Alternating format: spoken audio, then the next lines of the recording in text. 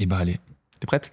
Oui. C'est parti. Bonjour à toutes et à tous et bienvenue dans l'Effet Papillon, le podcast préféré de ton podcasteur préféré. L'Effet Papillon, c'est simple, c'est l'occasion pour moi de parler du parcours incroyable de mes invités, de revenir un petit peu sur les petits moments charnières qui ont bouleversé leur vie, leur carrière, donc en gros de parler de leurs effets papillons. Le tout teinté bien sûr de la petite sauce Mitsu et du Japon, on peut pas passer à côté. Et aujourd'hui, je vous propose un épisode qui est assez exceptionnel parce qu'on va revenir sur une artiste dont la voix a bercé votre enfance, accompagné vos parties de jeux vidéo les plus intenses, donné vie à des héroïnes devenues cultes. Bonjour Adeline. Bonjour. Comment ça va? Ça va et toi? Ça me fait trop plaisir de t'avoir ici. Ah, merci beaucoup. Je suis très honorée. C'est moi qui suis honoré, merci beaucoup. Ça me fait trop plaisir.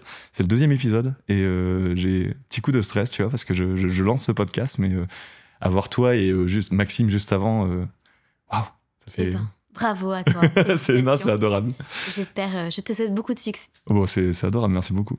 Alors pour commencer, je vais te présenter très rapidement pour les quelques personnes qui peut-être ne te connaîtraient pas, même si il y en a de moins en moins, on va pas se mentir. N'hésite pas, si jamais je me trompe un moment, à me corriger. Sûr. Normalement, j'ai bien fait mes recherches. Mais, ok. Donc Adeline Chetaille, t'es comédienne de doublage, née le 26 mai 86 à Semur en Auxois. C'est comme ça que ça se prononce? Semur.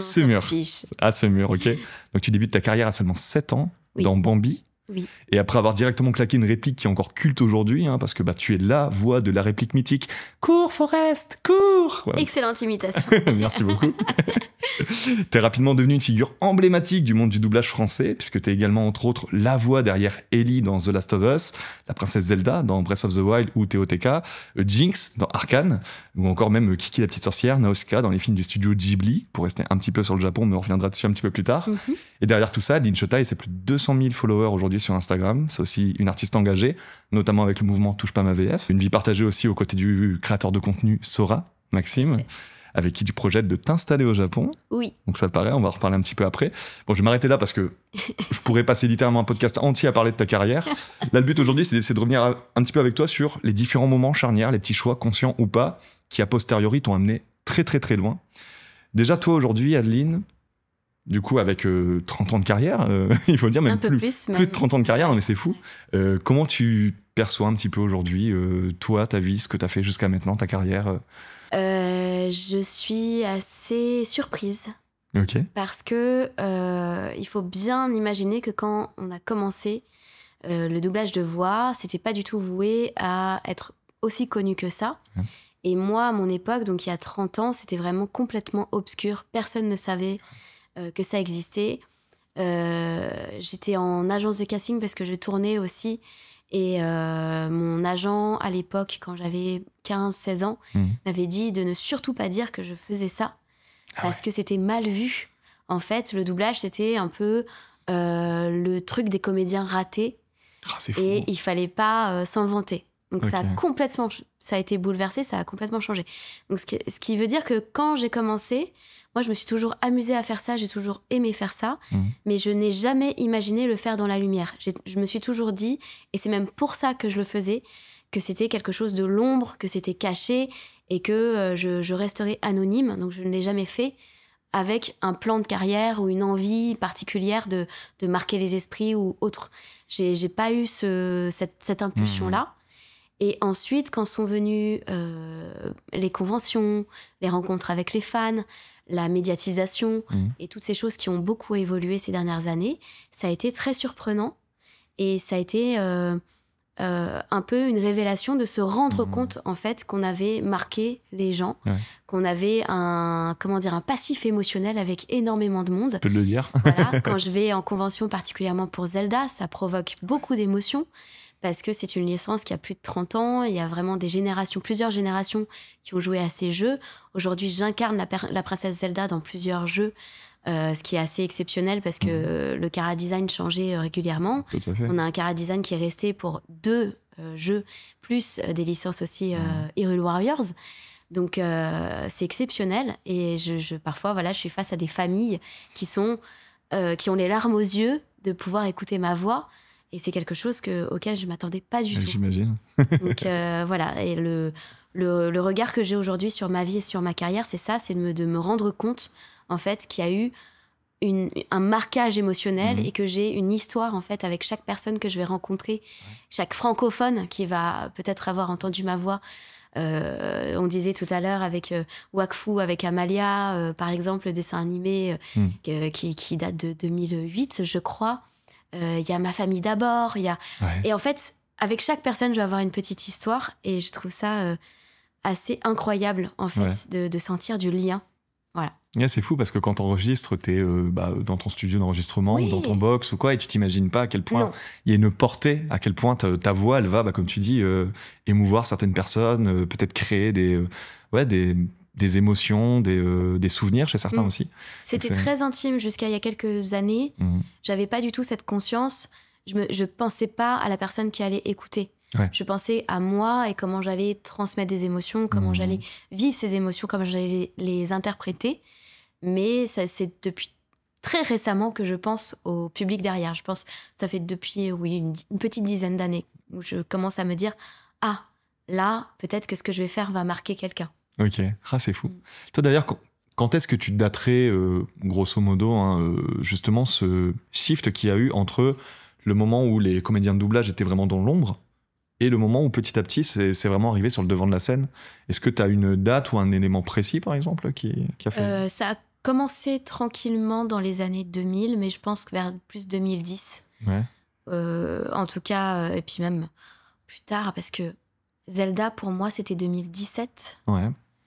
Et c'est vraiment là où moi, j'ai ressenti un gros changement. Mais parce que j'avais eu aussi un rôle très marquant qui m'a emmenée en convention au Canada, par exemple. Donc là, je me suis dit, ça m'a beaucoup marqué.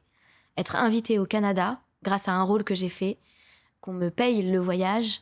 En plus, j'ai de la famille là-bas que je n'avais pas forcément eu l'occasion de voir depuis très longtemps. Donc ça m'a permis de renouer aussi avec des personnes de ma famille. Ah, c'est trop bien. Donc ça m'a beaucoup marqué, ce moment-là. 2018, je dirais 2018. Ah. Mais ça faisait déjà quelques années qu'il y avait beaucoup plus de comédiens qui étaient mis en avant. Il y avait toutes les voice talents qu'on décrit un petit peu aussi. Mais moi, je les remercie parce que c'est grâce aux voice talents on s'est intéressé au doublage. Tous les making-of. Ouais. Avec ces acteurs ou ces chanteurs qui disaient oui, j'ai enregistré la voix pour tel dessin animé, c'était difficile.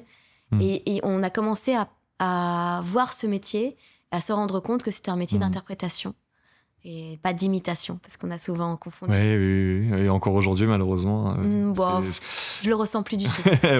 Les anti-VF, malheureusement, sont encore présentes aujourd'hui. Mais c'est pas grave, ça change. Mais je trouve ça dommage, mais c'est bien. Moi, je suis très content parce que, pareil. Moi, j'ai la chance de faire un petit peu de narration, des trucs comme ça, donc j'ai pas du tout ni le talent, ni la carrière que toi et tes semblables peuvent avoir, mais je vois à peu près ce que c'est, ne serait-ce que de poser sa voix sur une œuvre ou quelque chose. Et je me rends compte, en fait, en ayant eu l'opportunité de le faire ici, je me suis rendu compte que c'est quelque chose que j'ai toujours aimé. Par exemple, j'ai toujours été très très fan de la voix de Jim Carrey. Et quand je me suis rendu compte que, bah oui, la voix de Jim Carrey, c'est aussi la voix de Simba, c'est aussi la voix... Et là, tu fais, waouh, mais en fait... C'est dingue. Et quand tu plonges là-dedans, il n'y a pas de retour en arrière. Enfin, voilà.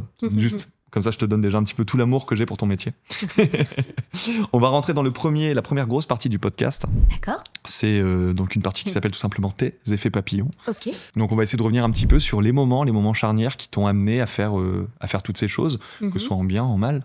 Peut-être d'abord d'un point de vue professionnel. On va revenir un petit peu après sur un point de vue peut-être plus personnel aussi.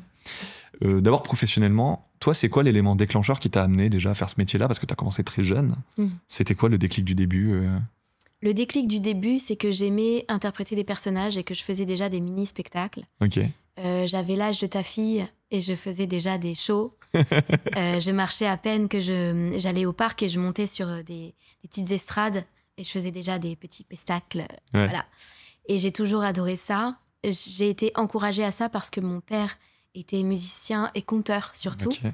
Donc lui, son métier, c'était vraiment d'aller dans les écoles, par exemple, ou d'être partout là où on l'invitait, pour raconter des histoires et faire des spectacles, notamment pour les enfants. Okay. Donc c'était forcément très accessible pour moi.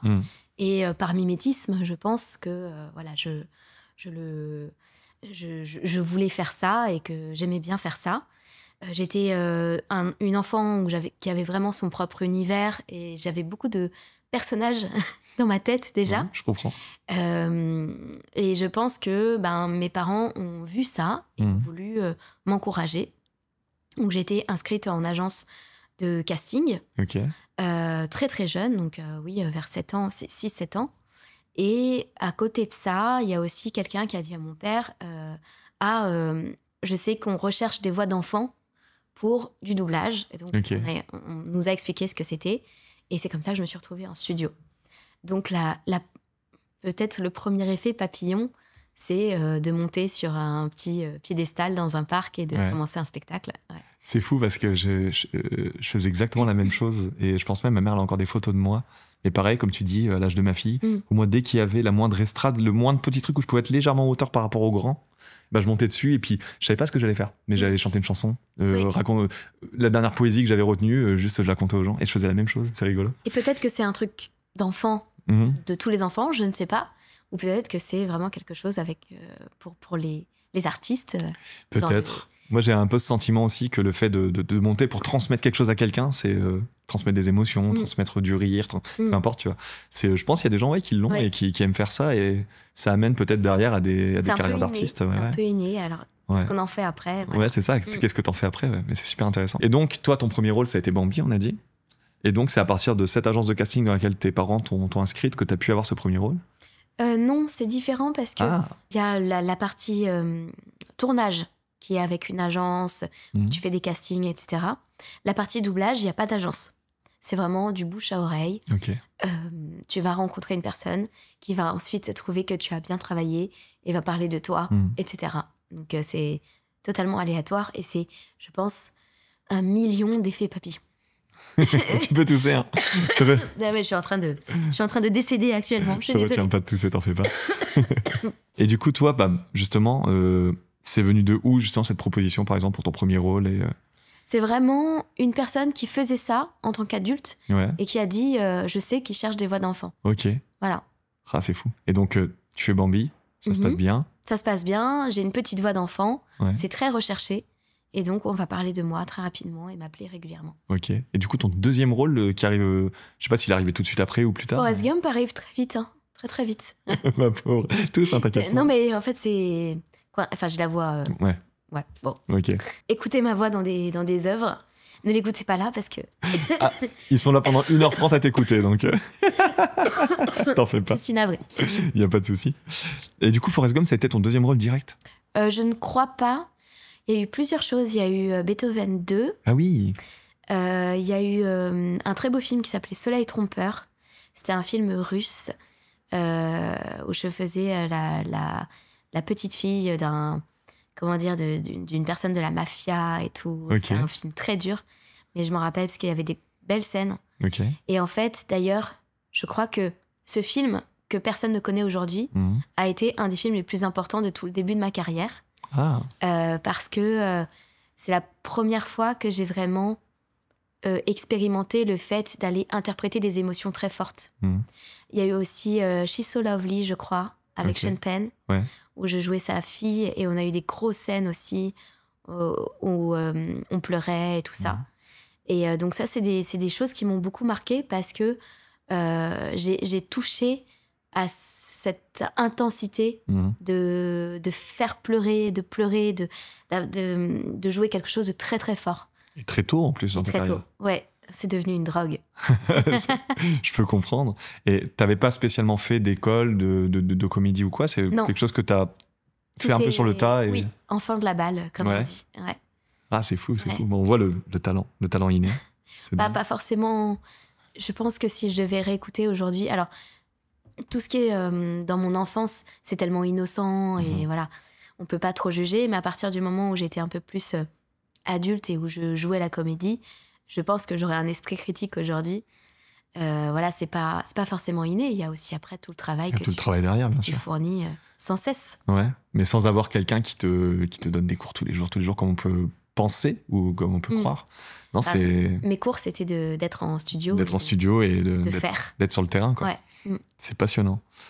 Du coup, toi, aujourd'hui, est-ce que dans ta longue carrière, alors c'est compliqué parce que tu as 30 ans à essayer de revoir dans ta tête, est-ce qu'il y a un moment, un projet, un truc particulier où tu te dis là, par exemple, ce jour-là, j'ai fait ce choix, peut-être d'accepter un rôle, peut-être de refuser un rôle, et a posteriori, je me dis, ouais, j'ai vraiment bien fait de le faire, ou peut-être j'aurais dû le faire. Est-ce qu'il y a quelque chose comme ça, ou un petit effet papillon comme ça que...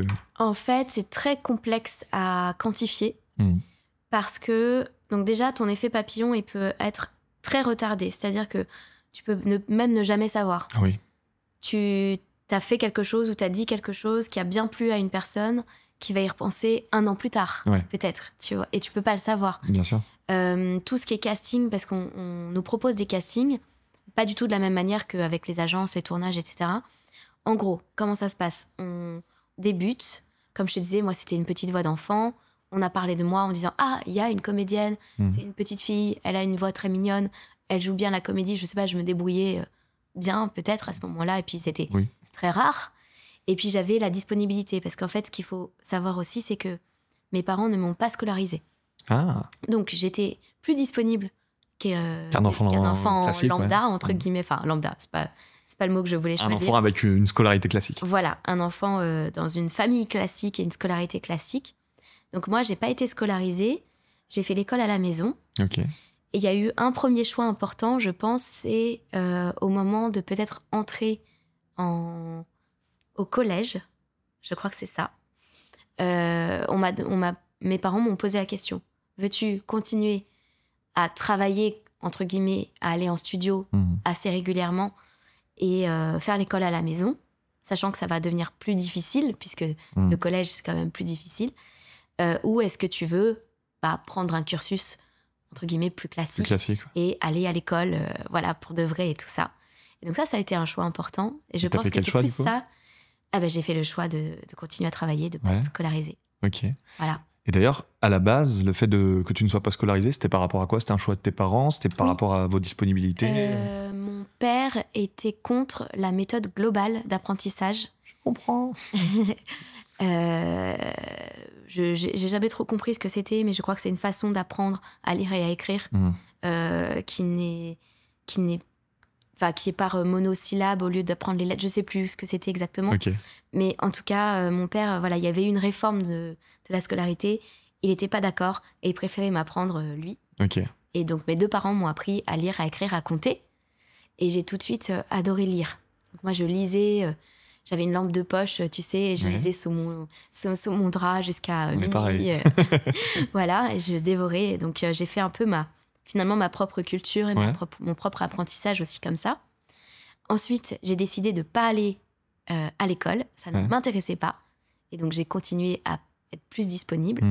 Et le deuxième choix important de ma vie pour le lancement de ma carrière, ça a été aussi... Donc, mes parents se sont séparés quand j'ai eu 12 ans. Okay. Donc, c'est à peu près au même moment, c'est à peu près le même moment. Et j'ai eu le choix entre rester, parce que j'habitais à 2h30 de Paris. Donc, en fait, je faisais beaucoup de trajets pour aller en studio.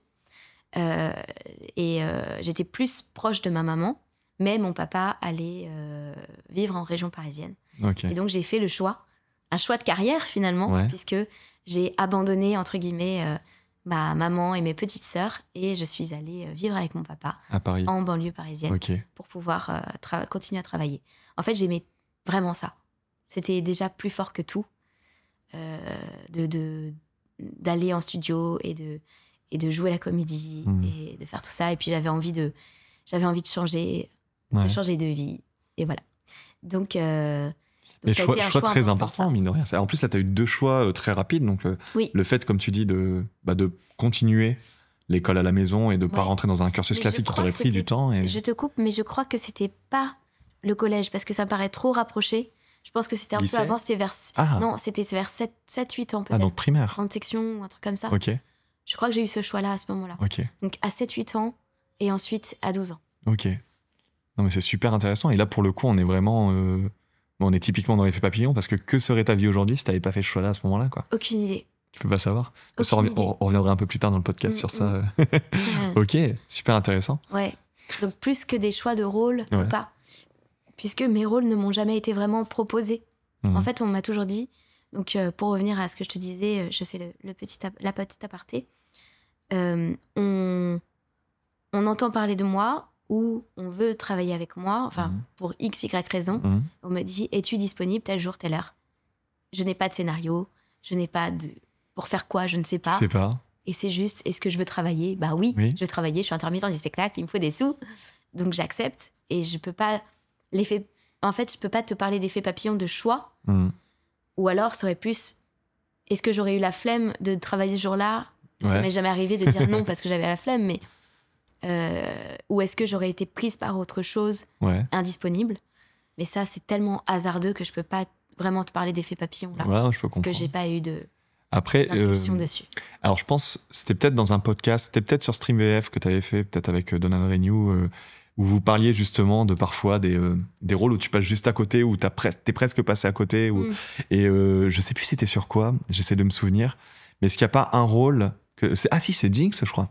C'était pas sur Jinx où oui. y a une petite histoire où t'as failli passer à côté du rôle ou quoi Jinx, je voulais pas le faire. Je voulais pas le faire. Et ça, c'est fou. Parce qu'au final, aujourd'hui, je pense qu'il y a beaucoup de gens qui te connaissent par rapport aussi au personnage de Jinx. Parce que Arcane, ça a quand même bien fonctionné. Je suis heureuse de l'avoir fait. Mais si on peut revenir rapidement là-dessus, qu'est-ce qui fait du coup que tu as failli refuser ce rôle-là à la base ? Alors, je ne l'aurais jamais refusé. Parce que on refuse pas. Ouais. C'est impossible. Mais j'ai essayé de partir. Ouais. J'ai dit... mais attends, dans le jeu, c'est une autre voix. Est-ce que tu as contacté la personne parce que je me sens mal à l'aise? Après, j'ai dit, mais je crois, je dois avoir encore les messages d'ailleurs. Mais je pense que ma voix n'est pas assez raccord. Il faut une comédienne avec une voix plus rauque. Et j'ai envoyé un numéro de quelqu'un que je connaissais même pas. C'est fou. Et voilà, c'est tout. Mais toi, à ce moment-là, qu'est-ce qui fait que là, toi, justement, comme depuis ce que tu nous racontes depuis tout à l'heure, t'as toujours été dans le donnez-moi du travail, je fais.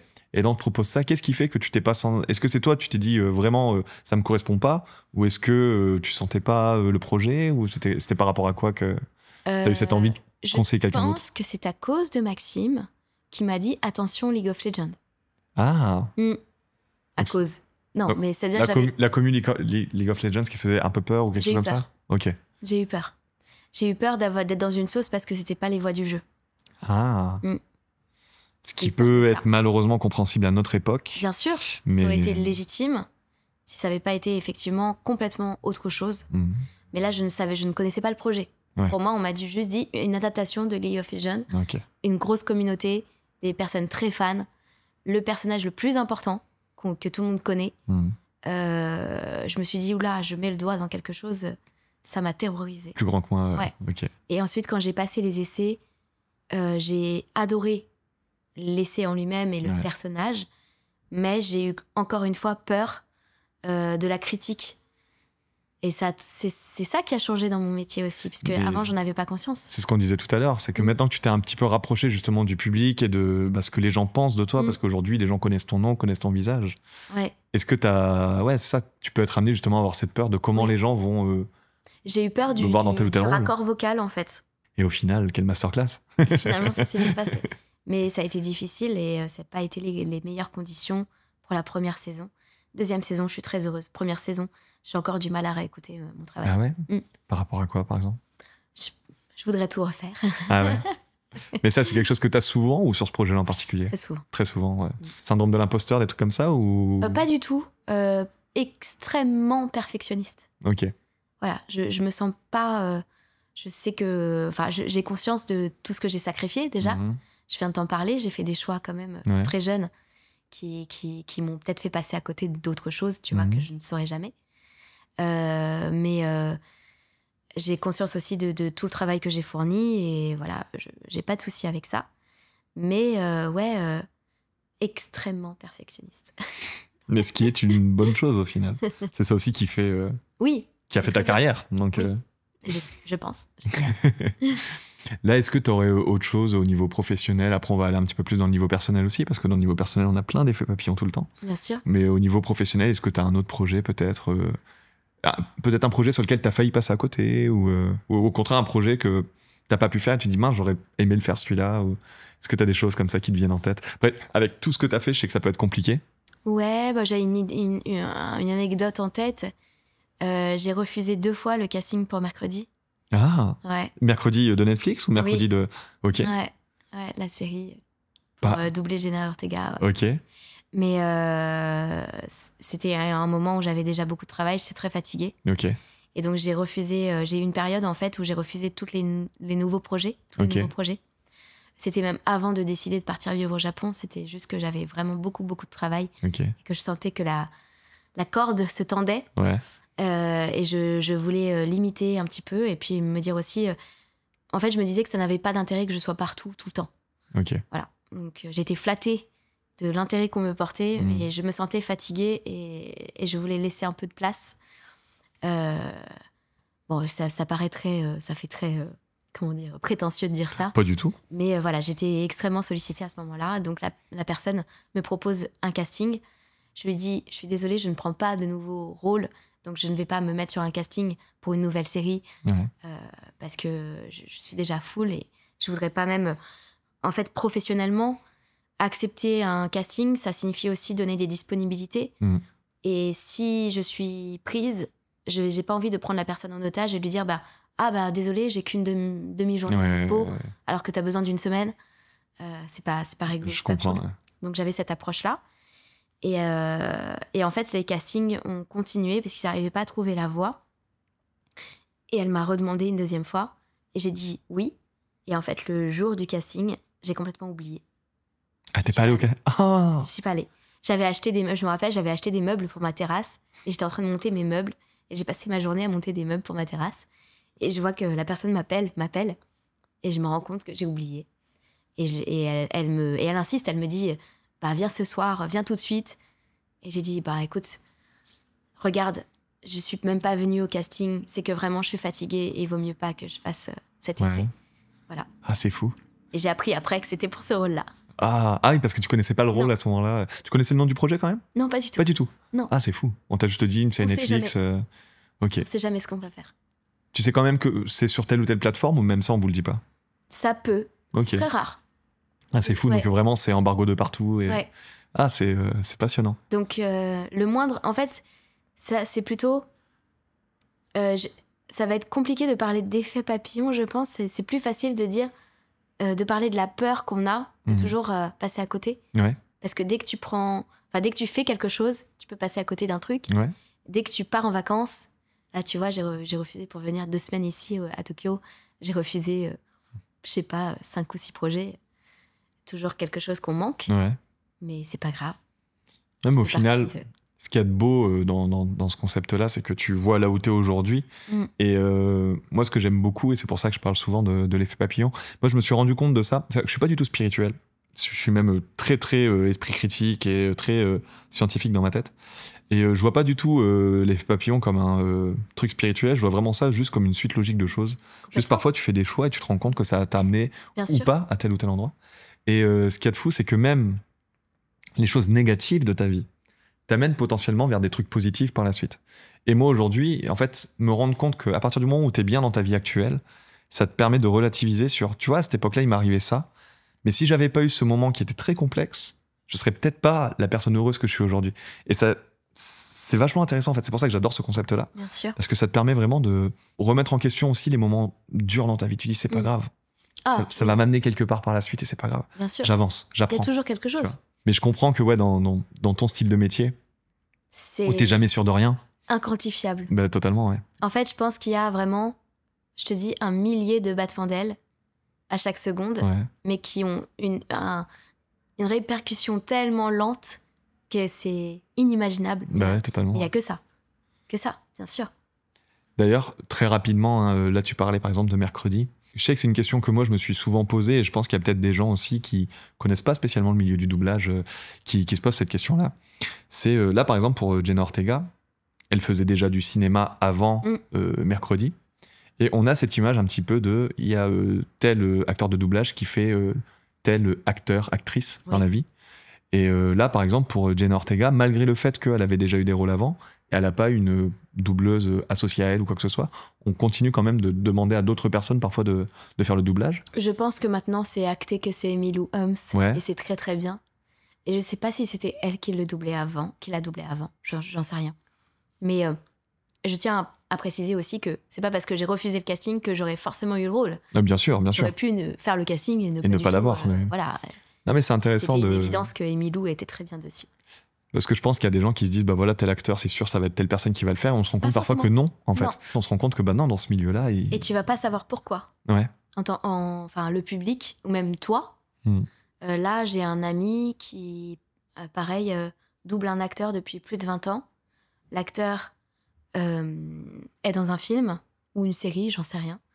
Et la directrice artistique, je crois, ne l'a pas appelé. A pris quelqu'un d'autre.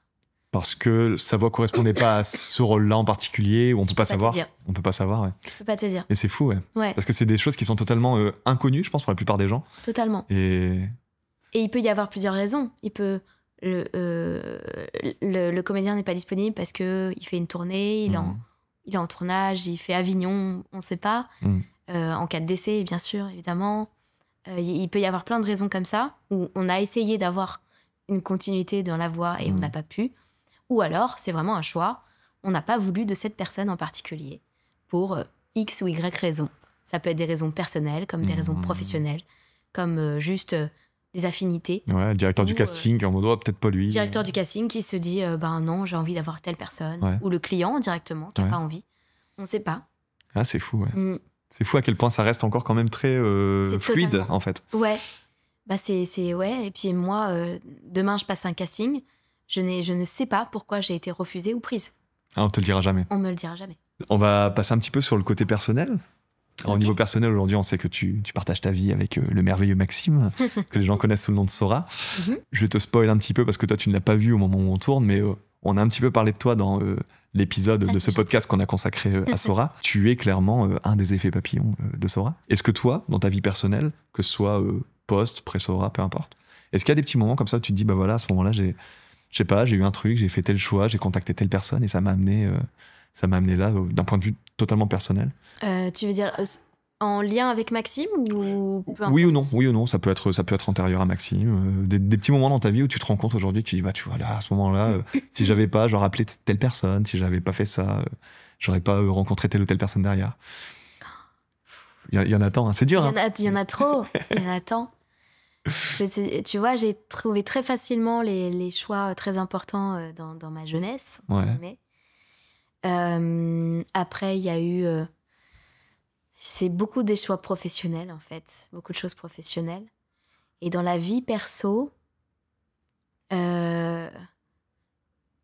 nous as déjà un petit peu parlé de tes choix quand tu étais enfant, donc le fait de choisir de continuer d'aller faire des studios. C'est ça c'est très clair, tu vois. Totalement. J'ai choisi de déménager. Il y a eu des moments où j'ai choisi de me comporter d'une certaine manière ou d'une autre manière pour obtenir un effet. Ouais. Donc, travailler quelque chose plus sur la longueur. Mais c'est vrai que j'ai pas forcément la sensation d'avoir... en tout cas, j'ai pas notifié, je me suis jamais dit, tiens, ce jour-là, j'ai fait tel truc, ça m'a amené à ça. Tu vois, j'ai pas le lien de cause à effet, parce que j'ai plus la sensation, que ce soit dans ma vie, affective ou personnelle, j'ai plus la sensation d'être une personne qui, un peu comme... une pétale de sakura qui vole dans le vent et qui atterrit là où les choses me mènent, sans qu'il y ait de choix de ma part ou pas. Voilà. En fait, j'ai cette... alors pareil, je ne suis pas spécialement spirituelle comme personne, mais je me dis tout le temps que chaque chose que je vais faire, à n'importe quel moment, peut avoir effectivement une répercussion. On s'en aura toujours. Toujours. Et donc... je m'efforce de traiter chaque rencontre, chaque personne, chaque moment comme quelque chose de potentiellement révélateur ou précieux. Je vais jamais me dire cette personne je m'en fous parce que non, peut-être que cette personne à un moment serait importante, peut-être que moi je serais importante pour cette personne aussi. Il y a toujours quelque chose qui peut se passer, donc chaque moment est vraiment chaque action finalement est quelque chose qui potentiellement peut avoir des conséquences. Et là, c'est intéressant parce que... ce que je dis, mais... Non, mais c'est super intéressant parce que moi, pourquoi je parle de l'effet papillon, quand j'ai lancé ma chaîne YouTube, j'ai commencé à chercher un petit peu les différentes choses dont je pouvais parler aux gens. Et donc, j'ai commencé à me refaire un petit peu le film de ma vie et à essayer de me remémorer un peu les différentes expériences que j'avais vécues ici pour pouvoir en parler, pour pouvoir en tirer quelque chose, pour faire des vidéos. Et c'est en tirant un petit peu le fil comme ça de tout ce que j'ai fait que petit à petit je me suis dit, mais tu vois là par exemple quand j'ai fait ça c'est parce que j'avais rencontré tel gars. Mais ce gars-là tu vois je l'ai rencontré parce qu'à ce moment-là j'avais été à telle soirée, il était là. Et tu vois cette soirée-là en fait j'avais été invité par un tel gars que j'ai rencontré. Et en fait plus tu tires, plus tu te rends compte que tu arrives à un moment, à une espèce de petit moment singulier où tu dis, ah bah tu vois, là, ce moment-là, typiquement, ça c'était un choix de ma part. Et ça a tout lancé, mais je me dis, si j'étais pas allé travailler ce matin-là, c'est fou, oui. Il y aurait rien eu de tout ça. Ouais, en fait, t'as réussi à trouver ce truc-là. Mais tu vois, cette introspection, elle est je dure ne à faire. la fais jamais. Ouais. Je ne l'ai jamais faite encore. Mais je sais qu'il y a des choses, tu vois, qui reviennent. Mais je sais pas, c'est comme si j'étais dans un champ et que je plantais des tas de graines partout. Et après, je regarde et je vois tout. Ouais. Tu vois, je vois le paysage. Je vois pas la fleur en particulier parce que je me dis, ah, ce jour-là, j'ai planté cette graine-là ou quoi. Mais là où c'est particulièrement intéressant, c'est que malgré ça, t'as quand même une conscience de ce qu'on va appeler l'effet papillon, parce que c'est le nom du podcast, du fait que moi, ce que j'avais dit, par exemple, à la fin de ma vidéo, j'avais dit, tu peux pas en fait calculer le fait que tel choix, telle chose que tu vas faire dans ta vie, ça va t'amener à tel ou tel endroit. Tu peux pas le savoir. Par contre, tu peux maximiser les chances qu'il t'arrive ça. En faisant quoi? Bah justement, en acceptant des projets, en étant gentil avec tout le monde et en étant ouvert. En étant ouvert à tout. Et c'est le fait d'être ouvert, tu maximises en fait la portée de tout ce que tu vas faire. Et ça, t'en es consciente par contre? Je suis extrêmement consciente. J'en ai pris conscience. J'ai pris conscience de tas de choses, de comment, se comporter, comment évoluer, comment faire en sorte... Parce que toute ma vie, moi, j'ai été très... très sur moi. Pas d'une manière égoïste ou quoi, mais dans mon univers, dans ma tête. Et je n'ai jamais eu la sensation d'avoir... c'est horrible, il faut pas que ce soit mal interprété. J'ai jamais eu la sensation d'avoir besoin des autres. J'ai toujours... Dans ma tête, ça se passe toujours... j'ai des gens, je pense. Ouais, je comprends. Dans ma tête. Je comprends. Donc, par exemple, j'ai jamais ressenti la solitude ou l'isolement, ou alors que, tu vois, j'ai pas été scolarisée, j'aurais pu me sentir seule ou sans amis ou quoi. Mais j'ai toujours été entourée, finalement. Mais je suis pas dans une recherche sociale ou dans une recherche d'affection ou dans une recherche qu'on me parle, qu'on me voit. Voilà, je me suffis, je fais ma petite vie. Mais je me suis aperçue qu'il y a eu un moment quand même où je me suis dit, là, je renvoie une image d'une personne qui est froide ou une personne qui est trop sérieuse ou trop dans son coin ou quoi, parce que je faisais pas d'effort en fait. Et que moi, en plus, quand j'allais travailler, par exemple, pour moi, le travail, c'était avant tout quelque chose de très sérieux. Et j'étais très sérieuse. Et je me suis aperçue que j'allais être bloquée dans mon évolution personnelle et dans mon évolution professionnelle si je ne m'ouvrais pas aux autres et si je ne faisais pas en sorte de m'intéresser aux autres, en fait. Pas dans le but de me comporter, enfin, comment dire, d'avoir un... tu sais, il y a des gens qui changent leur comportement en fonction des personnes pour plaire ou quoi. Et moi, j'ai juste voulu m'intéresser aux gens en me disant, si je m'intéresse à la personne, déjà, ça lui fait plaisir.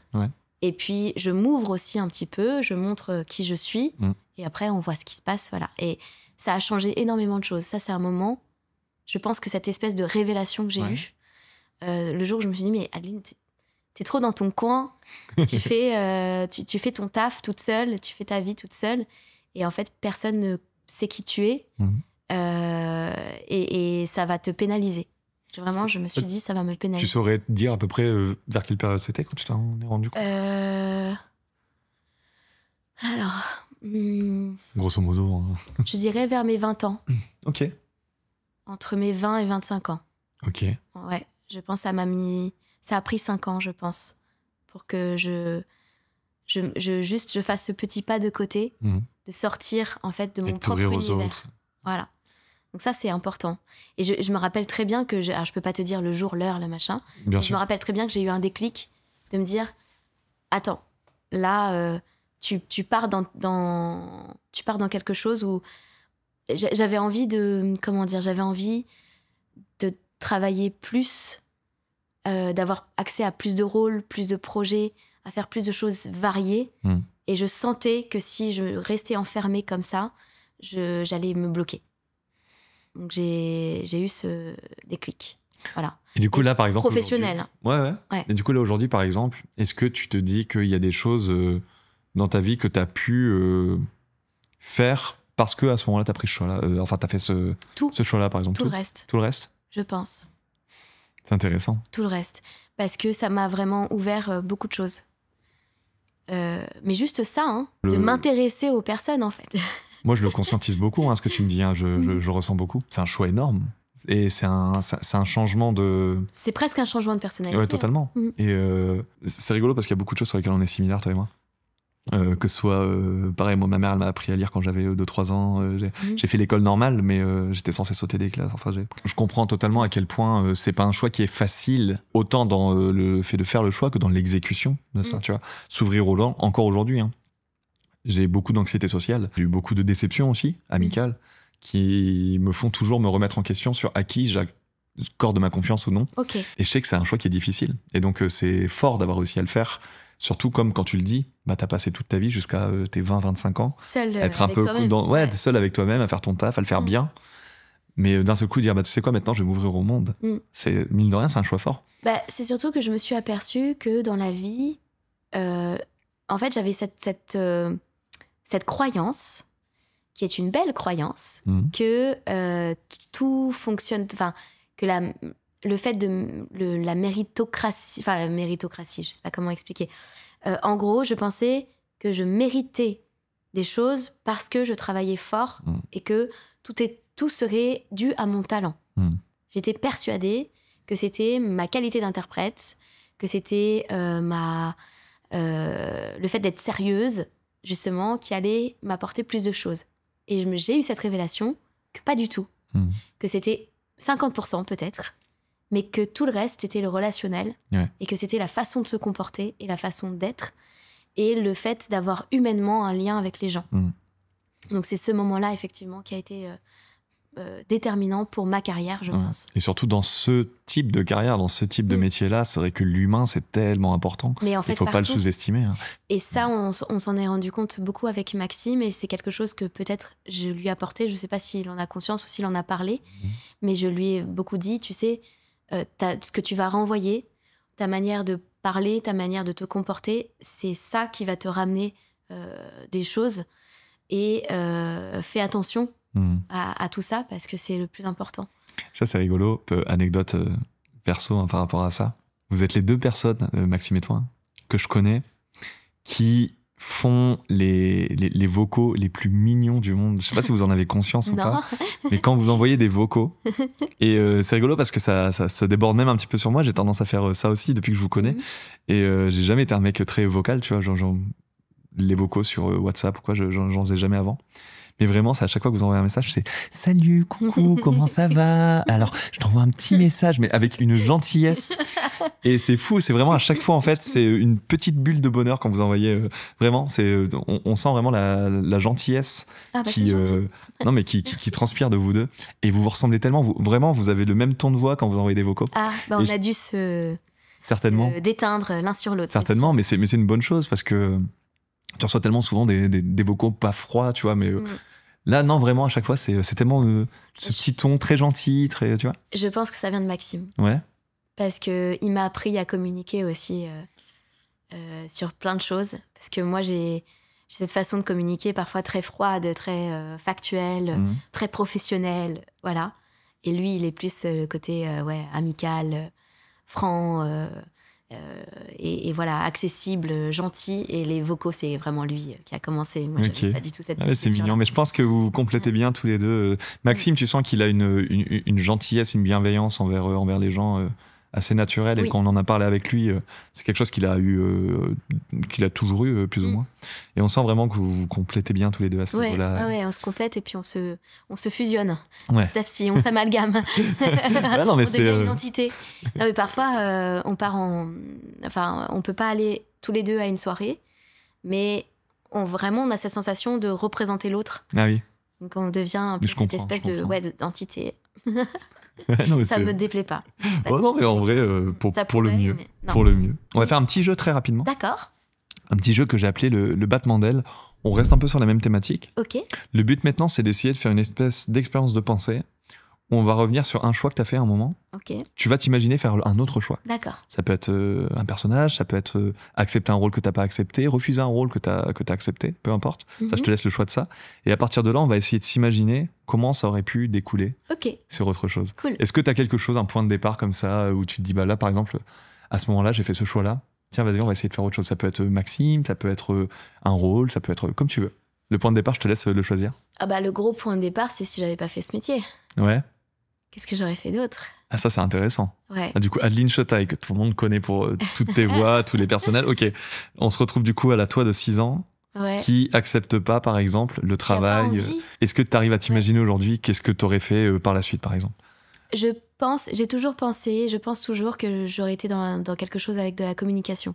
Ok. Je pense que j'aurais été dans le journalisme. Oh. Événementiel, peut-être. Ok. Donc le fait de créer, en fait, de créer du lien, de créer un moment, quelque chose autour du partage, et la communication, la parole. La parole aurait été présente dans ma vie, c'est une certitude. Donc j'aurais été peut-être journaliste à la radio, tu vois, ça se trouve. C'est rigolo parce qu'on sort carrément du métier d'actrice, tu vois, en quelque sorte. C'est que moi, je me suis dit, en lançant la question, peut-être que tu allais me dire, j'aurais fait du théâtre, j'aurais essayé d'être actrice plus dans les films, etc. Tu vois, et pas me focus que sur le doublage. J'englobe tout. T'englobes tout. Ouais. Ok. Donc là, vraiment, pour toi, c'est soit tu partais sur le doublage, soit tu ferais rien d'artistique du tout. Non. Ok. Non, parce que j'y ai eu accès. Ouais. Tu vois, théâtre, cinéma, tournage, tout, j'ai eu accès. J'ai fait des choix. Alors après, on peut faire un autre split. À 16 ans, j'ai décidé d'arrêter de passer des castings et de tourner. Ok. Pour te focus sur ce qu'on te proposait. Je préférais le doublage. Ouais. C'était plus confortable aussi pour moi, parce que j'avais déjà une place et qu'on m'appelait souvent et que je gagnais bien ma vie, alors que les castings devenaient difficiles. Ouais. Les castings devenaient très durs parce que j'ai été face au fait que j'avais qu'un physique, déjà, que je pouvais pas changer. Et puis pareil, comment on se comporte. Enfin, j'ai compris plus tard ce que j'aurais dû faire si j'avais voulu, mais je me suis vraiment posé cette question. Il y a eu cette question de est-ce que je force et j'essaye de tourner pour vraiment aller à l'image, ou est-ce que je stoppe et je lâche, et j'ai préféré lâcher. Ok. Ça, c'était un choix important. Bah pareil, c'est fou. Est-ce que je serais devenue une actrice mondialement connue Bon, tu l'es déjà, mais... non, mais au niveau visage... Ouais, au niveau visage, ouais. Je pense pas.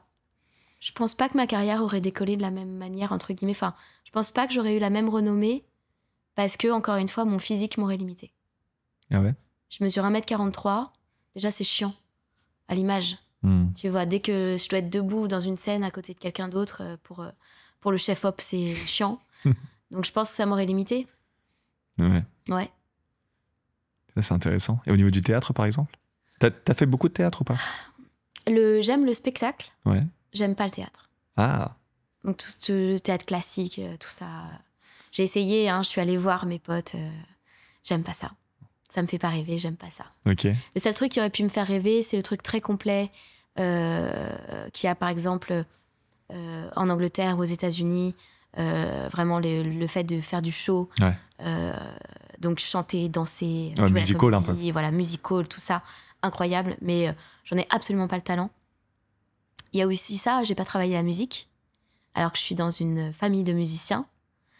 Mais j'ai eu un blocage, je pense. Et j'ai jamais eu vraiment l'oreille très musicale. C'est pareil, rigolo. Là, il y a eu un stop net.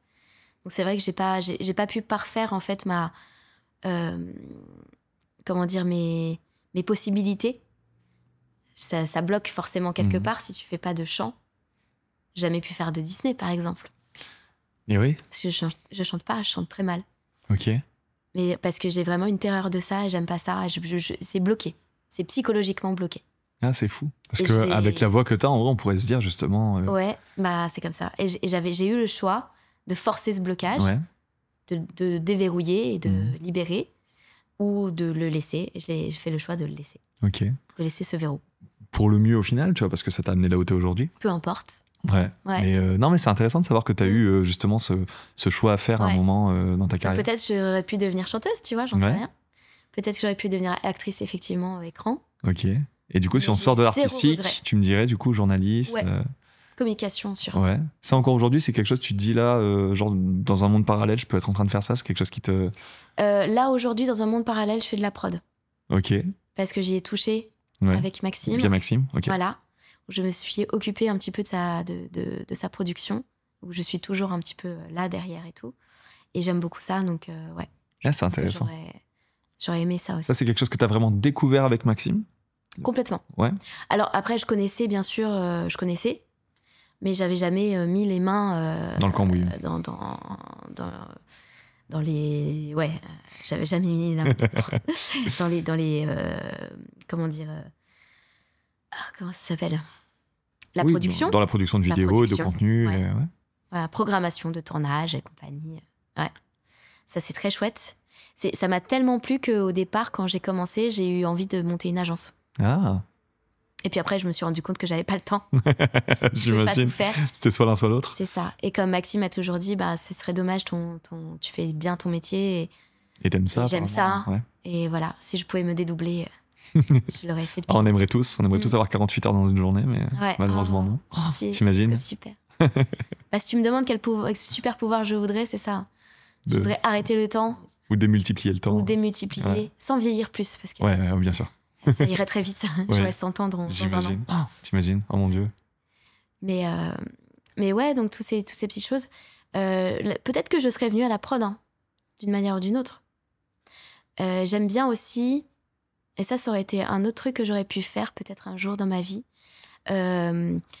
J'aurais pu être une excellente concierge ou gouvernante. Ah. Ouais, j'aime beaucoup organiser les choses et faire en sorte que tout soit prêt pour quelqu'un. Au final, tu recoupes un petit peu avec ça. Du coup, là, c'est le fait de faire en sorte que tout se passe bien sur un tournage en soi. Donc... J'aime bien ça aussi. Okay. Ouais. La régie, la conciergerie, l'organisation, tout ça pour que quelque chose arrive. Ouais. En fait, faire en sorte que quelque chose puisse se produire. Que quelque chose puisse se produire, quelque chose qui, à chaque fois, le but de cette chose, c'est quand même que quelqu'un, à un moment donné, vive un moment exceptionnel. Soit ça aurait été pour un client, par exemple. Imaginons si j'avais été concierge de luxe, tu vois. Soit pour un groupe de personnes. Un groupe de personnes. Tu vois. Mais toujours créer un moment, créer une expérience. Mais est-ce qu'au final, et c'est rigolo, est-ce qu'au final, c'est pas finalement ce que tu fais, mais à travers ta voix, du coup ? Complètement. Mais c'est pour ça que je te dis, ça, c'est dans mon ADN. D'une manière ou d'une autre, j'y serais arrivée. Le but, c'est de faire vivre quelque chose à des gens. Voilà. C'est beau. C'est ce que j'aime le plus au monde. Ok. On a un peu dérivé, mais en vrai, c'est passionnant. C'est passionnant. Moi, en vrai, le plus dur avec ce podcast, c'est vraiment de réussir à faire un truc... structuré. Non, surtout un truc qui dure pas plus d'1h30, tu vois. Impossible. C'est très compliqué, parce que je peux très vite partir. Donc, je me force à me dire, ne va pas par là, Mitsou. Mais non, c'est passionnant. C'est vraiment passionnant. Et je découvre un peu plus sur toi, parce que, mine de rien, on se connaît depuis, comme je disais avec Maxime, depuis 2-3 ans. Bon, on s'est pas mal vu, on a pas mal discuté et tout. Mais il y a encore tellement de choses, en fait, qu'on connaît pas l'un sur l'autre. Et du coup, j'ai l'impression de te découvrir un peu plus. C'est cool. Ça fait plaisir. Merci. Du coup, pour la troisième partie, on va aller sur le Japon. Mais juste avant d'aller sur le Japon, je profite de t'avoir toi et toi en particulier pour parler très rapidement d'un sujet qui me touche et je pense que t'es la meilleure personne pour en parler. C'est Touche pas ma VF, si ça te va. Bien sûr. Ouais. Peut-être essayer d'en parler rapidement pour les gens qui nous écoutent, qui nous regardent. Qu'est-ce que Touche pas ma VF ? Qu'est-ce que ça vise exactement ? En quoi c'est important peut-être d'y prêter attention ? Si toi, tu peux nous dire par rapport à ton ressenti. C'est un mouvement qui a été lancé par Brigitte Lecordier, qui a bien fait. Elle a vu venir les choses et donc on essaye de se regrouper entre comédiens de doublage, principalement, mais pas que, puisque ça englobe vraiment tout le métier. Et puis même, le sujet de l'IA, c'est quand même énorme aujourd'hui.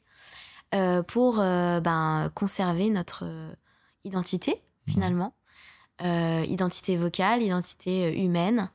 On est là, remplacé par des machines de plus en plus, et c'est une réalité. On m'a proposé, moi, d'être remplacée, vraiment. Donc, ça m'a surpris parce que je ne pensais pas que ça allait arriver aussi vite. Même que ça allait m'arriver à moi. Un peu d'une manière prétentieuse. Mais en fait, il n'y a personne qui est à l'abri de ça. Et aujourd'hui, on essaye de faire voter des lois. On essaie de faire passer des choses pour être protégé. Parce que aujourd'hui, donc, il y a une clause anti-IA qui est en train d'être mise en place pour protéger tous nos enregistrements actuels. Mais comme on le disait, il y a plus de 30 ans d'enregistrement derrière moi, par exemple. Et tout ça est complètement accessible. Et s'ils ont envie de s'en servir pour nourrir l'IA et développer ta voix sans ton consentement, ils pourraient. Complètement. Donc demain, si on entend nos voix quelque part et qu'on n'a jamais enregistré, qu'est-ce qu'on fait? Quels sont nos recours? À quel point la loi peut nous aider? Et donc ce mouvement, voilà, et pour parler de ça au niveau du public, moi personnellement, je suis convaincue qu'au-delà de ce qui va se voter ou de comment on va être protégé, ce qui va le plus compter, c'est le public et la médiatisation. Donc j'œuvre énormément pour cette médiatisation et j'encourage toutes les personnes de mon métier à le faire, à se montrer, à s'humaniser en fait, en disant voilà, ma voix c'est ça, vous me connaissez, vous savez qui je suis et si vous voulez que je continue à être présent, eh bien il va falloir me soutenir. Voilà.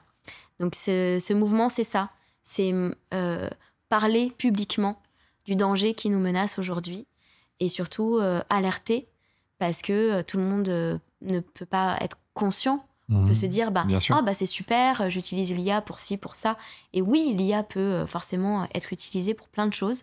Moi, ça ne me dérangerait pas que demain, sur un enregistrement où j'ai un peu le nez bouché ou la voix voilée, une IA passe pour que ce soit tout parfait.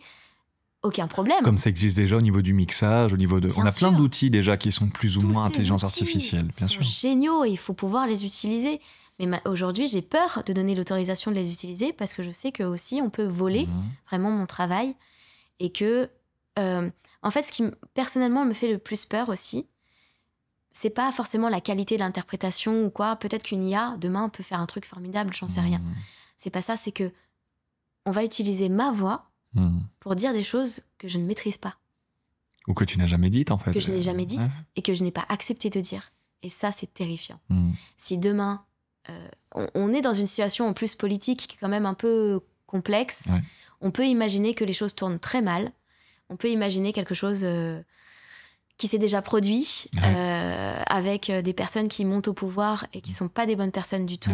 On peut imaginer qu'ils utilisent des outils de communication.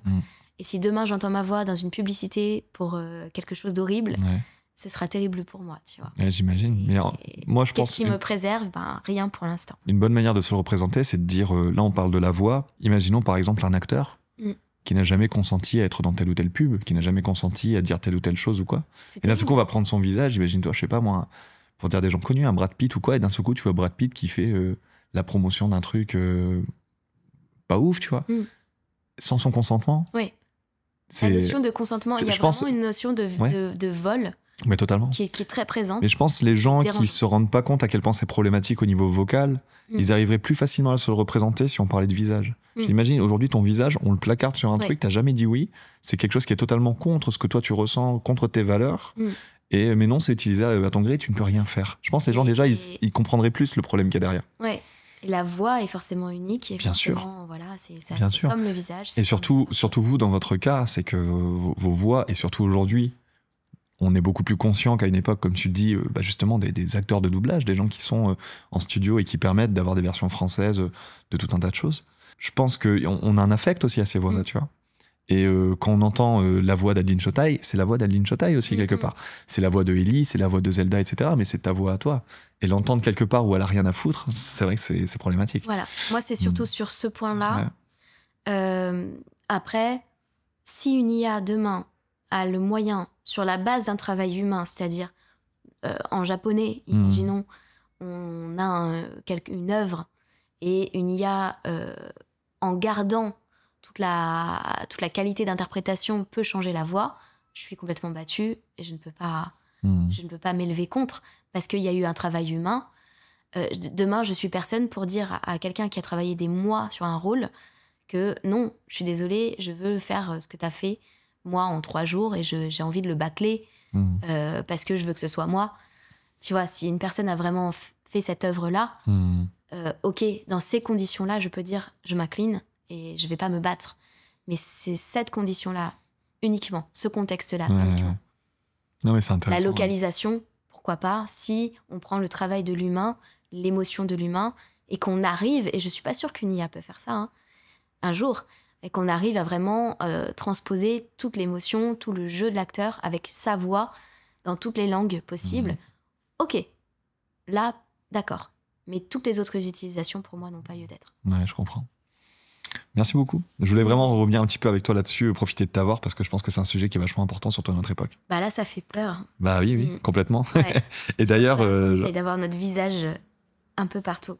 D'ailleurs, j'en parlais récemment en vidéo, mais ce qui est rigolo, c'est que après que Brigitte le fasse en France, au Japon aussi, il y a un mouvement, pareil, touche pas ma VJ du coup. Je sais plus comment ils ont appelé ça, No More AI dans le milieu du seiyuu. Et ils ont carrément fait créer une chaîne YouTube, etc. où t'as un petit peu comme ce que vous faites vous via les différents réseaux que vous avez créés avec Touche pas ma VF. C'est tous les seiyuu japonais qui se rassemblent et qui font des vidéos pour dire non, on veut protéger nos voix. Ouais. Et même au Japon, et imagine-toi au Japon, on a vu ce que c'est, tu vois, ce milieu-là. Même au Japon, mine de rien, ils sont obligés de passer par ce genre de technique. Je ne pensais pas.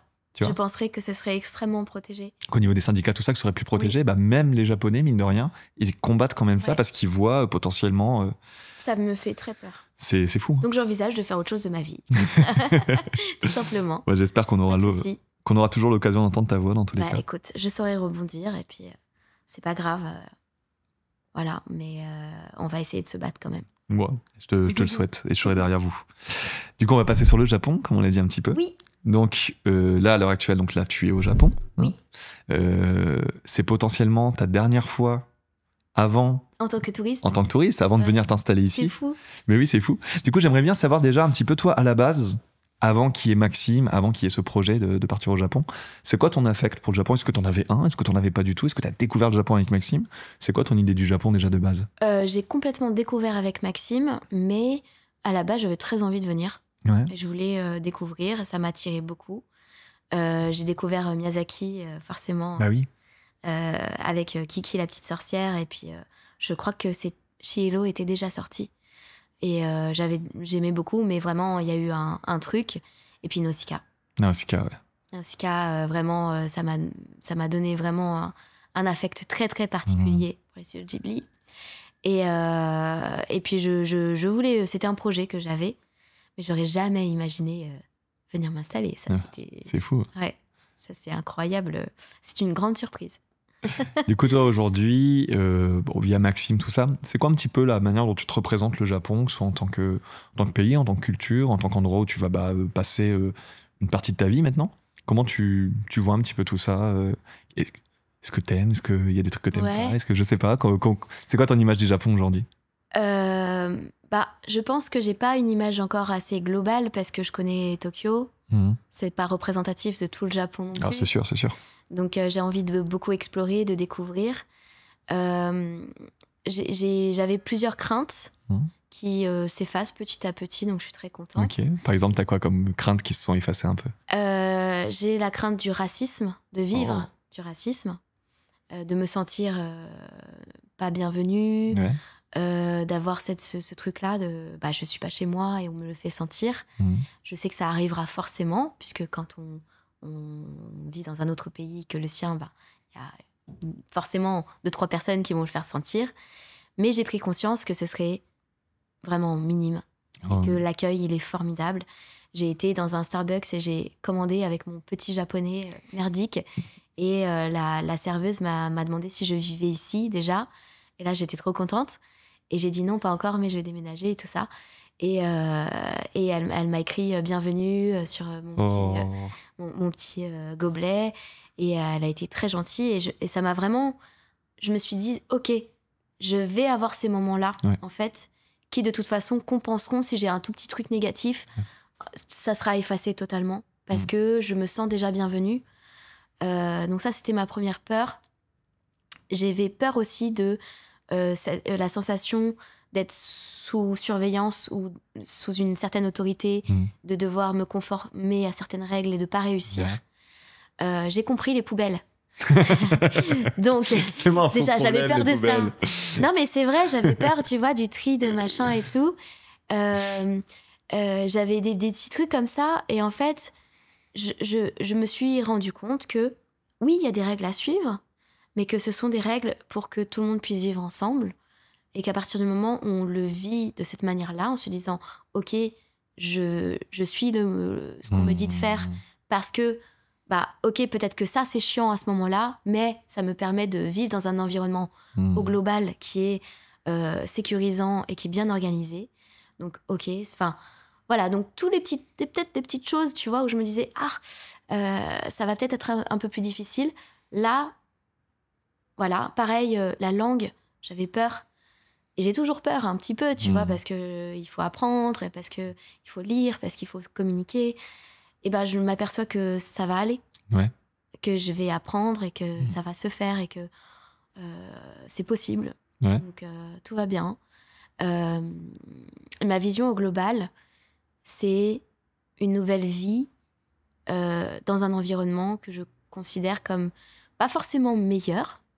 J'ai pas forcément la même vision que Maxime à ce niveau-là, mais j'ai un attrait pour le changement de vie et la nouveauté. Ouais, ça je comprends voilà, totalement. C'était un rêve pour moi et c'est quelque chose qui était complètement inaccessible parce que je me suis toujours dit, mon travail est à Paris, mon travail est en France, je ne pourrais jamais vivre ailleurs puisque pour moi mon travail c'était toute ma vie. Ouais. Et le fait là d'avoir accès à d'autres choses grâce à Maxime justement et de tout ce qu'il fait, de me rendre compte que je suis capable de faire d'autres choses aussi et que je suis capable finalement, c'est pour ça que j'ai pris cette décision de venir vivre ici. Je voulais prendre une décision parce que j'ai eu l'impression d'être toujours destinée. Ouais. T'as suivi le courant. Une autoroute de vie.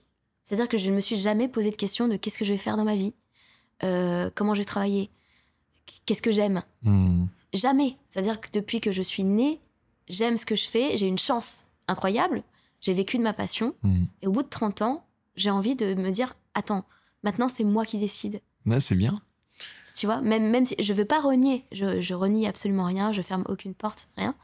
Mais pour moi, c'est ça que m'apporte ce pays, en fait. C'est prendre ma vie en main, mon destin en main, et faire un vrai choix. Parce que jusque-là, j'étais dans ce courant que je ne maîtrisais pas. C'est intéressant. Du coup, on va pouvoir refaire un épisode effet papillon d'ici 2-3 ans peut-être. Oui. Parce que là, pour le coup, c'est un choix fort quand même, de partir à l'autre bout du monde. Oui, tout changer. Tout changer. Et donc, c'est, voilà, au-delà de l'attrait, de la culture, de l'endroit, de la beauté, de toutes ces choses que tout le monde connaît, plus ou moins, et apprécie ici, en tout cas pour les personnes qui apprécient le Japon. Au-delà de toute cette image, pour moi, c'est encore plus profond, plus symbolique. C'est, je prends ma vie en main, je vais à un endroit parce que j'ai envie de changer. J'ai envie d'un... C'est pas un nouveau chapitre, là. C'est un nouveau livre. Non, c'est beau, c'est très bien dit. Et puis, je pense qu'il y a aussi le fait de partager ça, du coup, avec Maxime. C'est pas quelque chose que tu fais seul, c'est aussi... C'est la raison la plus importante. L'impulsion, c'est l'amour pour moi. L'impulsion, c'est voir la personne que j'aime le plus pleurer de désespoir de quitter un endroit et de lui dire « Tu n'es pas heureux ici, viens, on va là où toi tu es heureux. » Ça, c'est la première chose. Après, c'est dangereux de faire ce choix-là. Et je me suis rendu compte ensuite que c'était même presque plus pour moi que je voulais le faire que pour lui. Bon, pour plein de raisons. Non, mais c'est super intéressant. Plein de choses qui me sont arrivées aussi. Mais... Je me retiens de pas pleurer. Je te promets. Moi aussi, j'ai eu un petit moment. Non, mais là, tu touches les cordes sensibles. Attention, putain. Ok. T'as quasiment répondu à tous les petits trucs que j'avais envie de te demander. Il y a une question que j'ai posée à Maxime et il m'a donné une réponse, donc je vais voir si toi aussi t'en as une. Est-ce qu'il y a un aspect culturel au Japon, en particulier, qui te touche, qui te parle, dans des choses qui se font ici, dans des mœurs qui existent ici Alors, toi, tu connais surtout les choses via Maxime, je pense, mais est-ce qu'il y a des choses peut-être que lui t'a communiqué, tu te dis, ça c'est quelque chose que j'aime bien au Japon? C'est plus un ressenti et une envie personnelle. Peut-être que je me trompe et que j'idéalise totalement, on verra. Mais c'est plus dans la façon de vivre et la façon de faire. Maxime et moi, dans notre vie quotidienne, on est très dans le « Oula, il faut qu'on gère ça, il faut qu'on gère ça », et on travaille fort et on va dans tous les sens. Et j'ai envie de plus me concentrer sur une tâche pour bien faire cette tâche et pas essayer de faire 1 million de tâches avec un résultat moyen. Oui. Et j'ai l'impression qu'ici, on a cette culture de je fais quelque chose et je veux bien le faire. Et même si ça me prend du temps, c'est pas grave. Et je vais toujours prendre aussi un moment de contemplation, un moment de bien-être. et je vais profiter de chaque chose. Je vais profiter d'un lever de soleil ou d'un coucher de soleil. Je vais profiter d'aller voir des fleurs dans un parc. Je vais profiter de parler de ce que je ressens. Je vais pas aller dans un restaurant en me disant super, j'ai mangé ça et ça et ça. Je vais aller dans un restaurant et je vais dire je me suis sentie bien. J'ai ressenti quelque chose, voilà. Et toute cette culture-là, que peut-être j'idéalise, c'est ce qui me plaît ici. Et c'est ce que je vais rechercher.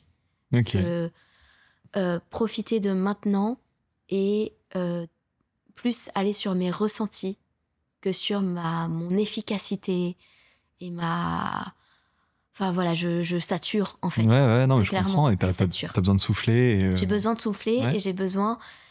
comme là, on est dans un quartier très vivant, avec plein de buildings, eh bien, en venant depuis le métro, je suis passée devant un temple et j'ai fait « Oh, j'ai envie d'aller voir ». Et je suis allée voir, je suis restée 2 minutes.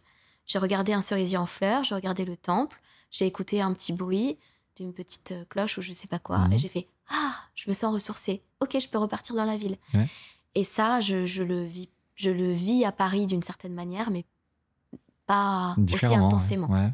Cette culture de oh, je regarde autour de moi et j'admire quelque chose. Là, c'est beau ce que tu dis, parce que tout à l'heure, tu me parlais des règles au Japon, et je sais qu'il y a beaucoup de gens qui surinterprètent le côté il y a des règles au Japon, et il y a des gens qui en ont peur. Il y a des gens, vraiment, ça leur fait extrêmement peur, et c'est peut-être la plus grande peur qu'ils ont en venant au Japon. C'est mon Dieu, si j'arrive pas à respecter les règles ou quoi que ce soit. Tant mieux après. Mais moi, ce que je dis, c'est qu'en fait. Respectons tous. Mais en fait, moi, ce que je dis, c'est que. En tant que touriste, en tout cas, c'est très bien. En fait, il y a qu'une seule règle au Japon. C'est que les gens, en fait, cette règle-là, tu peux la démultiplier en plein de sous-règles. Mais la seule règle et ça va gêner les gens qui ne l'ont pas de base. Et les gens qui l'ont de base, ils vont se dire, bon, en vrai, bah oui, je sais. La seule règle vraiment qui existe au Japon, c'est juste regarde autour de toi si tes actions elles vont pas gêner quelqu'un. C'est que ça. Et c'est typiquement que ça. J'adore ça. Les gens qui parlent pas au téléphone dans le métro, c'est pas une question de il y a une règle, il faut pas. Non, c'est juste est-ce que le fait de parler fort dans le métro ça peut gêner les gens? Oui. Bah du coup on le fait pas. Est-ce que je sais pas moi faire telle ou telle chose ça peut gêner les gens? Oui. Bah à ce moment on le fait pas. Et en fait la seule chose à laquelle les gens ont à réfléchir quand ils viennent au Japon, c'est juste ok, est-ce que là potentiellement je peux gêner quelqu'un? Si la réponse est non, il n'y a pas de problème. Exact. Et il ne faut pas se poser plus de questions que ça. Et je pense que si tout le monde le conscientisait, partout dans le monde, pas qu'au Japon, il y a pas mal de choses qui se passeraient déjà mieux. Tu vois. C'est le simple fait de se dire, ok, en fait, on est une société, on est une communauté, et pour le bien global, juste faire attention un petit peu à ce qui se passe autour de nous. Juste oser regarder un peu à droite, à gauche, et se dire, est-ce que je m'arrête en plein milieu du chemin Est-ce que là, je gêne quelqu'un qui essaie de passer avec sa poussette? Est-ce que machin?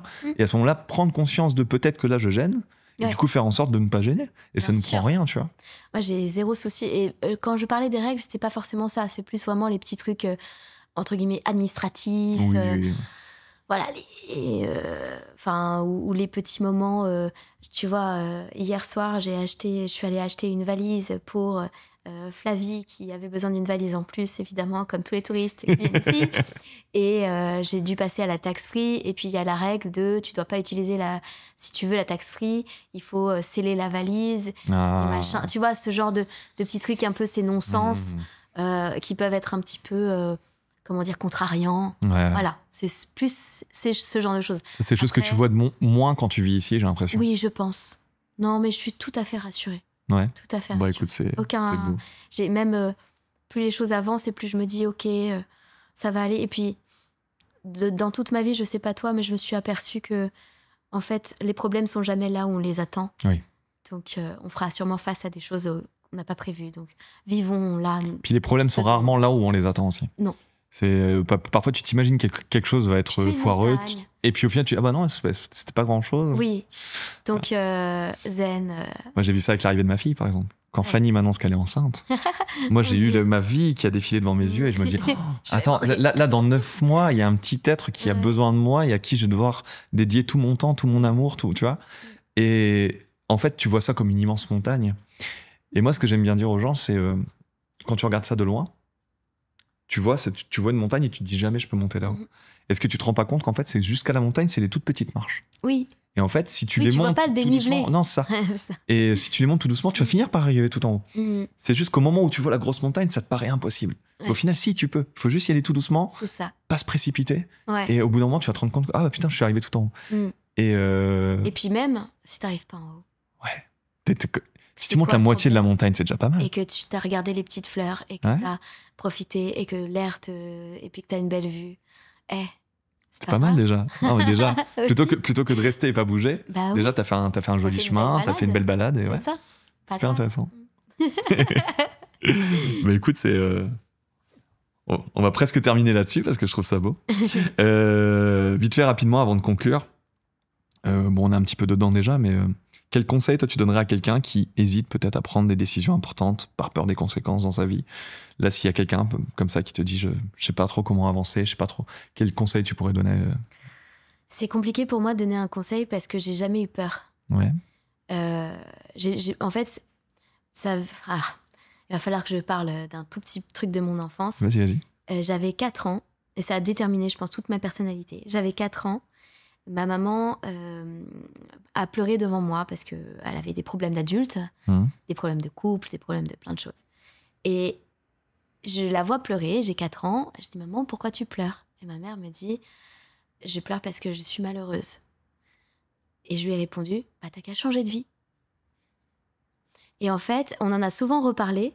Et elle m'a dit, oh là là, si je t'avais écouté, parce qu'elle a changé de vie effectivement, mais 10 ans plus tard. Ok.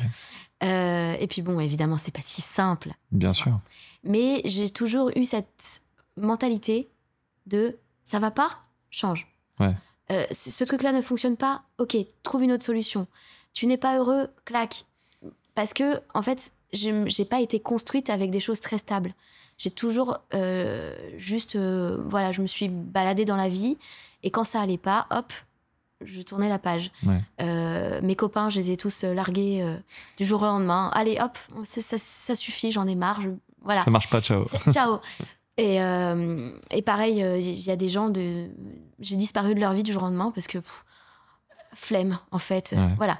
Donc, c'est compliqué pour moi de concevoir cette angoisse ou cette peur. J'ai du mal à comprendre une personne qui va dire « Ça fait 10 ans que je travaille dans cette entreprise, ça va pas du tout, je suis pas bien. » Je dis « Mais ça fait 10 ans que tu te fais du mal, mais change. Oui, mais ceci, oui, mais cela. » Et on a des tas d'excuses tout le temps. Toujours. Et moi, je sais, je peux le promettre. Voilà, c'est ça que je peux dire. Je peux vous promettre que vous pouvez changer et que rien de grave va vous arriver. Vous pouvez essayer, en tout cas. Mais lâcher ce qui ne va pas, ça ne peut pas être mal. C'est vraiment... on est sur ta fameuse montagne, on a un gros sac de pierres. Ok, t'as un sac de pierres pour tas de raisons possibles, imaginables. Ça peut pas être quelque chose de mal de le larguer et d'avancer mieux, ou de changer de chemin. Peu importe. Donc, le conseil que je pourrais donner, c'est essayer d'oublier que vous avez peur. Pensez que vous êtes une personne qui n'a pas de peur. Soyez comédien. Ouais. Mettez-vous dans un autre rôle. Jouez le rôle de la personne qui n'a pas peur. Voilà. Alors bon, faut pas prendre ça au pied de la lettre et faire tout et n'importe quoi. Bien sûr, bien sûr. Mais quand on est malheureux... Tu me fais penser à quelque chose. Il y a Alexandre Astier, je sais plus dans quel podcast c'était. Et il avait dit quelque chose de très juste. Il disait quand ça va vraiment pas, c'est comme toi, il faut pas hésiter à changer. Même si c'est compliqué. Et il dit autant c'est quelque chose de difficile, c'est rarement quelque chose qu'on regrette. Non. Et je trouve ça très juste. Bien sûr. C'est très dur à faire. Ma mère a dû faire ce choix-là très récemment. Et elle vit encore aujourd'hui avec toute la difficulté que c'est de devoir recommencer sa vie à zéro. Par contre, elle regrette pas du tout ce qu'elle a quitté. Parce qu'elle sait que c'est quelque chose qui la rendait profondément malheureuse. Et je pense que les gens, souvent, c'est ça. Si jamais là, votre aujourd'hui, il vous rend malheureux, vous serez jamais plus malheureux en quittant ça, malgré toutes les difficultés que c'est de devoir le faire. Après, évidemment, ne suivez pas forcément mon exemple de tout larguer du jour au lendemain, parce que ça peut causer quand même des détresses. Et c'est pas chouette. Donc, bon, il faut communiquer. Bien sûr. Voilà. Mais quand c'est des choses vraiment professionnelles, par exemple, je pense que là, on peut se dire, vas-y, lâche. Dans les relations humaines et tout ça, bon, tranquille. Moi, j'ai vraiment cette tendance à me barrer et ciao, voilà. C'est pas forcément la meilleure chose à faire, mais il y a rien. En fait, Moi, j'ai perdu ma maman, j'ai eu plein de galères dans la vie et plein de choses graves, vraiment graves. Donc j'ai tendance à penser que là, il n'y a rien, en fait, de grave, à part la mort. Ouais. Allez, vis et fais ce que tu aimes. Et si tu ne sais pas ce que tu aimes, parce que c'est ça aussi parfois. Souvent, ouais. Essaye des choses.